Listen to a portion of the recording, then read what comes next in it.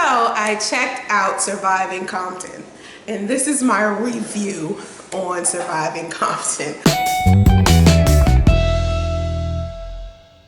Now, from the time I was young, I've always listened to Michel'le, and then when Michel'le was on, was it Hollywood Divas? So as I was checking out Hollywood Divas, I got a feel on what kind of personality she had, and she was just kind of dingy and laid back. She had something smart to say that was actually funny sometimes, but she was very, very, very sweet and very kind and very just, you know, like, you know, I can't understand why anybody would want to hurt this girl. So I've seen Straight Outta Compton, all right?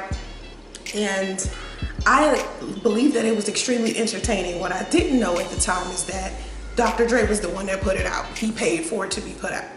And so just like a typical man, they try to make themselves seem like more than what they are or more positive than what they are. And I remember watching it thinking to myself, he's made more mistakes than he's saying he's had, because I've been inside of the entertainment industry. I've seen rappers, I've seen producers, and I'm telling you 9 times out of 10, the more talented they are, the more money they get, the more liquor they drink, the more hoes they fuck, the more drugs they do. That's a part of hip hop culture, and it has been ever since gangster rap came around and Diddy and all them came around flashing all of their money. Because I remember back before that, hip hop used to be one of those positive things where everybody was having fun, everybody was dancing, yeah, everybody was talking about having sex, but nobody was disrespecting each other like that, and violence wasn't like this major thing that was inside of hip hop. Suddenly, when I was like a teenager, right around the time that NWA came, suddenly it was all about, you know,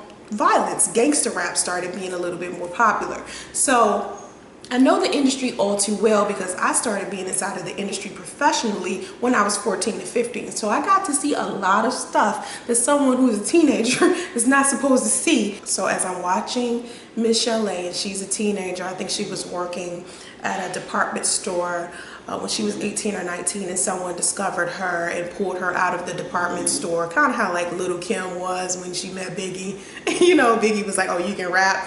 Well, that's what's up. So anyway, I can't even remember the guy's name. He pulls her out of the department store and then brings her into the studio. Now, the second she walks into the studio, Dr. Dre is disrespectful to her from the beginning. So that lets you know, that sets the tone for everything, because he already calls her the B word the second she walks through the door.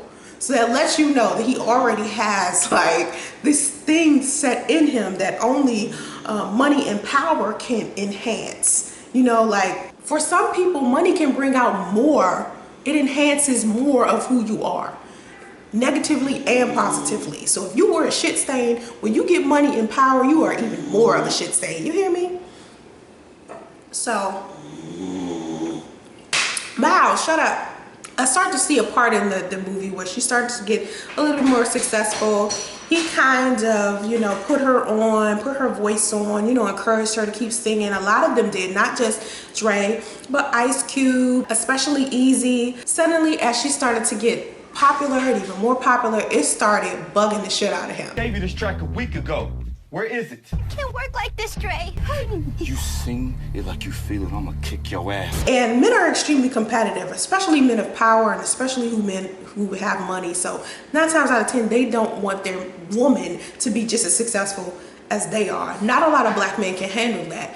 I'm surprised at Jay-Z, because Jay-Z and Beyonce have this equal thing going on that most black men wouldn't be able to handle now. Now, don't get it twisted. Jay-Z is more powerful in the business world than Beyonce is, but they have the same level of fame, if not more. He kind of put her on. So now that she is bigger and he gave her her kind of street credibility, he was able to deal with her fame as well. Dr. Dre was unable to do that. Now, mind you, before Michel'le even got with Dr. Dre, he had 5 kids already. He already had 3, and 2 more popped out of nowhere in the first couple of months them two were dating. So every sign in the book that she shouldn't have dealt with this dude, she ignored.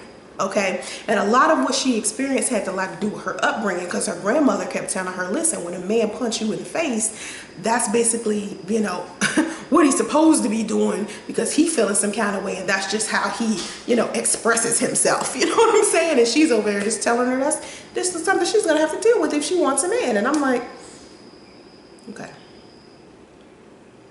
Okay. So, without me telling all of this movie, I can tell you one thing that I picked up on in this surviving Compton ship. Michel'le was dumb as hell. Dumb as hell. Number one, for dealing with Dr. Dre, even after she saw the signs. And number two, dealing with Suge Knight. Now, but I see and understand why she dealt with Suge Knight.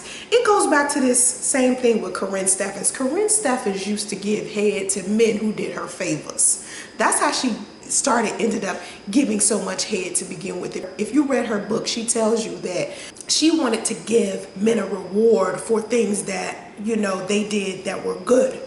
So if they helped her out with something, she would have sex with them or she would give them head. So it's the same thing with Michel'le. She felt like because Dr. Dre had put her on, she owed him. She owed him something.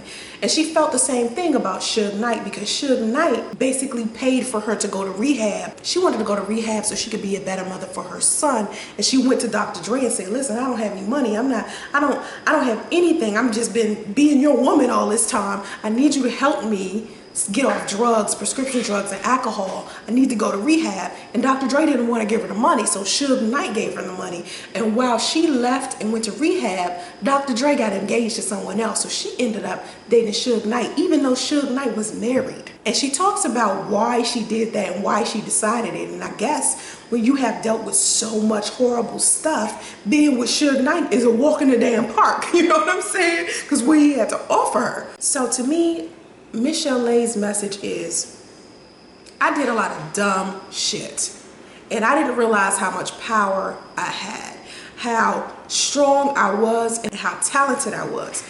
Even though everybody in the crew was telling her to leave Dr. Dre, I'm talking about Eazy-E, Tupac, Suge Knight, everybody was telling her to leave Dr. Dre because Dr. Dre was beating her. She didn't listen.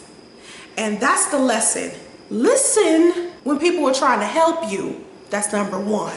Number two, you gotta know the definition of love when you get into these relationships with these men. And if a man hits you, that definitely ain't love. And number three, do your own thing. Get your own money. Live your own life. Do your own thing.